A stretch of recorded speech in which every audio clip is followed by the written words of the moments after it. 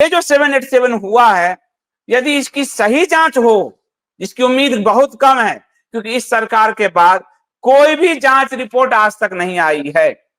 ये एक बहुत बड़ा काला अध्याय लिखा जाएगा। 2014 से जो सरकार सत्ता में है, किसी भी हादसे को लेकर, किसी भी हमले को लेकर, किसी आतंकवादी घटना को लेकर इस सरकार की कोई रिपोर्ट सार्वजनिक नहीं। ये अपने आप में, भाई आप कहते पूत के पांव पालने से पता चलता है। तो इस सरकार के रिपोर्ट देने का जो प्रक्रिया है, क्रम है, उसी से आप अनुमान लगाइए कि ये किसी चीज की रिपोर्ट नहीं देती। ये मुद्दे को फोटोग्राफी, वीडियोग्राफी से घुमा देती है और जनता घूम जाती है। ये भी आश्चर्य की बात है कि जो जनता,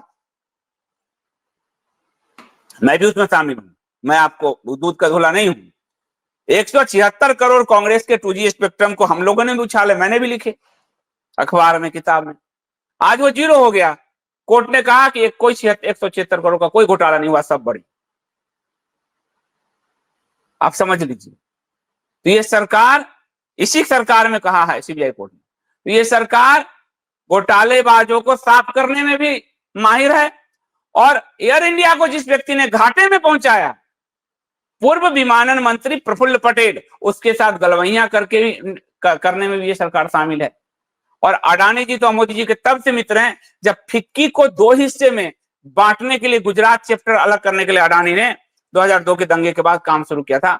तो इतने सारे चीजें हैं कि अमेरिका ट्रंप जी, अडानी एयरपोर्ट जी, टाटा विमान जी, आप समझ रहे हो। तो संभावना बेहद कम है, लेकिन अगर सही से जांच हुई तो ये बहुत बड़ा डिजास्टर निकलेगा। ये ऐसे नहीं है।